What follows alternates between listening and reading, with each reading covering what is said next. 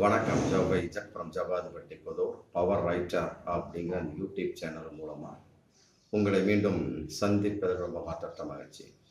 அத்தோட எங்கள் சேனலை சப்ஸ்கிரைப் பண்ணுங்கள், பெல் பட்டன் அழுத்த மறந்துடாதீங்க. அத்தோட எல்லாத்துக்கும் ஷேர் பண்ணுங்கள். அதாவது ஒரு ஆண் பெண் 2 பேரும் காதலிக்கிறாங்க. அப்புறம் பின்னால் கல்யாணம் பண்ணிக்கிறாங்க. அப்புறம் அவங்களுக்கு ஒரு ஆண் குழந்தை பிறகு இந்த மாதிரி குடும்பம் நல்லா அப்படியே போயிட்டு இருக்கு. இருக்கக்கூடிய சமயத்தில் ஒரு விழா ஒன்று, அதற்கு சொந்தக்காரங்க இவங்களை அழைக்கிறாங்க. அந்த விழாவுக்கு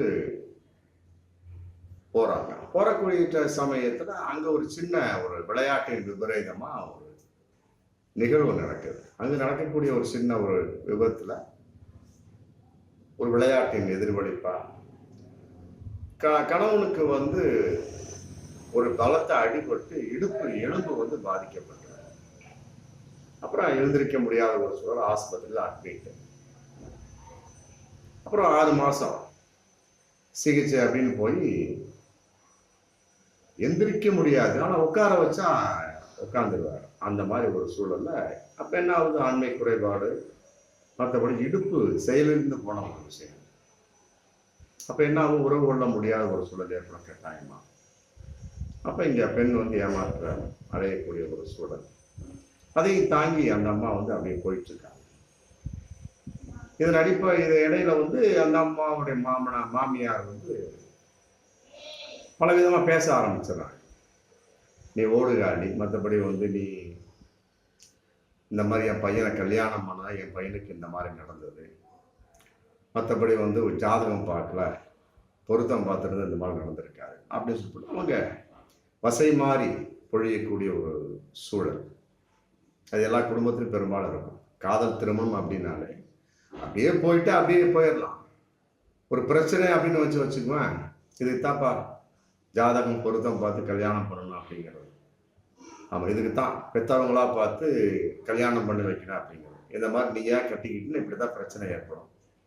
ஆமாம், இவ யாரோ எவ்வளோ ஓடுகாலி அப்படிங்கிற மாதிரிலாம் குடும்பத்தில் இருக்கக்கூட மாமியார் நாத்தனார் என்ற பெண்கள் பேசுவது இயற்கையான ஒரு வெளிப்பாடு. அதை விட்டுருங்க. இந்த மாதிரி பேசிட்டு இருக்க சமயத்தில் அந்த பொண்ணுக்கு டென்ஷன் ஆகுது, மன உளைச்சல் ஆகுது, அதோட அடிப்படையில் சண்டை ஏற்படுது. இதை கணவர் பார்த்து என்ன பண்ண முடியல, பேசுறாரு, மற்றபடி எழுந்து செயல்பட முடியல, உறவு கொள்ள முடியல, தடுக்க முடியல. அப்படியே காலம் போயிட்டு இருக்க சமயத்தில் சரி ஒரு சொந்த தொழில் வச்சு பொழைச்சிக்கலாம் அப்படிங்கிற கான்செப்ட்ல பொட்டி கடை மாதிரி வைக்கிறாங்க. அதில் அப்படியே வியாபாரங்கள்லாம் நடக்கக்கூடிய சமயத்தில் பக்கத்தில் ஒரு செல்போன் கடை, பக்கத்தில் ஒரு கடை, செல்போன் கடை. அதில் ஒரு கல்யாணம் ஆகாத ஒரு பையன் கடை நடத்திட்டு இருக்காரு. இவங்க நடத்தக்கூடிய அந்த பொட்டி கடை, இந்த கடையில் கல்லாவில் மட்டும் அவர் உட்காந்துக்குவார். ஏன்னா இடுப்புக்கு கீழே செயலிழந்து போச்சு. அவருக்கு மேலிருந்து கீழே விழுந்த வகையில், மற்றபடி இடுப்பில் பலமாக அடிபட்டவர். திருவிழாவில் அந்த விழாவில் சொந்தக்காரர் நடத்திய விழாவில் பங்கேற்ற வகையில் சேர்ந்து போனதுனால அவரால் எந்திரிச்சு உட்கார வச்சா உட்காருவார், இல்லாட்டி முடியாது. அப்போ கல்லால் அவர் உட்காந்துருப்பார், காசை மட்டும் வாங்கி போட்டுப்பார். இந்த அம்மா தான் எல்லாமே அந்த கடையில் சர்வீஸ் பண்ணுறது, மற்றபடி ஒரு ஆள் கேட்ட பொட்டெல்லாம் கட்டி கொடுக்கறது, மற்றபடி பொருள் கட்டி கொடுப்பது. ஆமாம், டீ கேட்டால் டீ, காஃபி இந்த அம்மாவே போட்டு அப்படியே போயிட்டு இருக்க சமயத்தில் பக்கத்தில் செல்போன் கடையில் அந்த பையன் இருக்கிறார் இல்லையா, வயசுக்கு வந்த பையன், கல்யாணம் ஆகாத பையன், இளம் பையன். டக்குன்னு அப்படி பேச பிடிக்கக்குள்ள அப்படியே பத்திக்குது, காதல் போயிட்டு இருக்கு.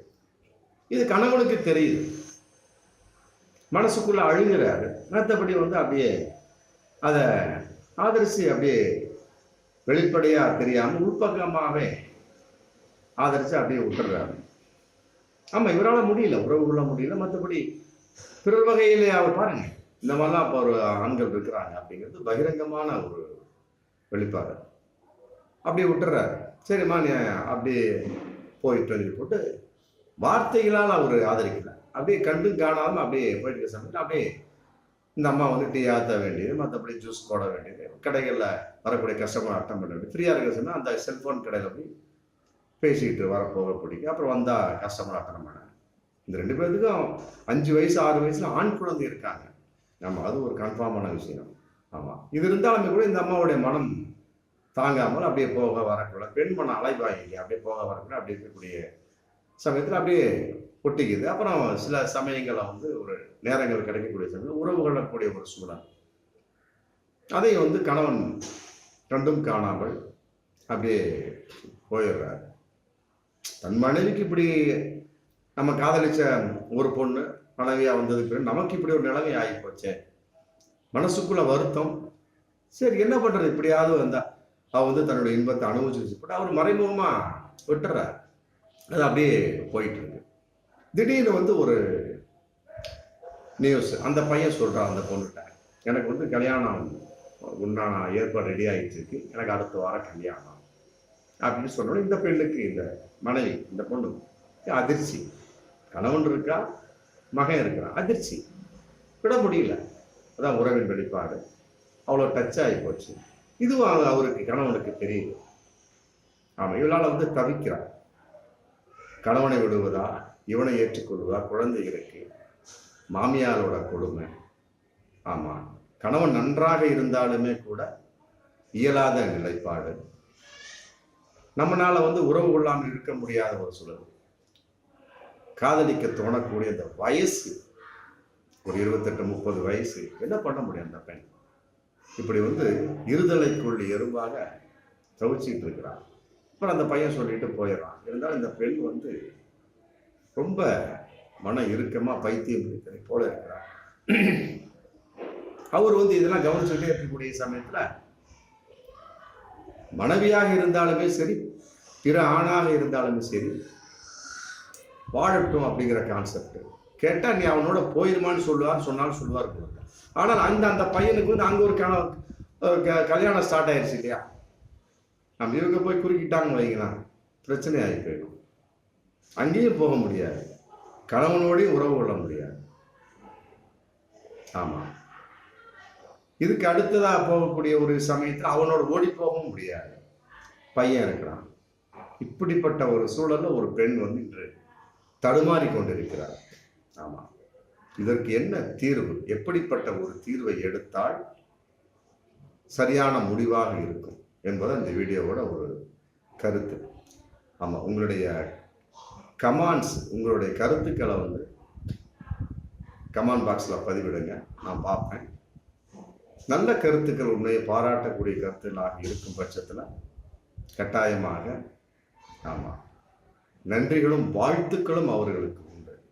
ஆமாம், இது மாதிரி அடுத்தடுத்து பல விஷயங்கள் நம்ம பார்ப்போம்.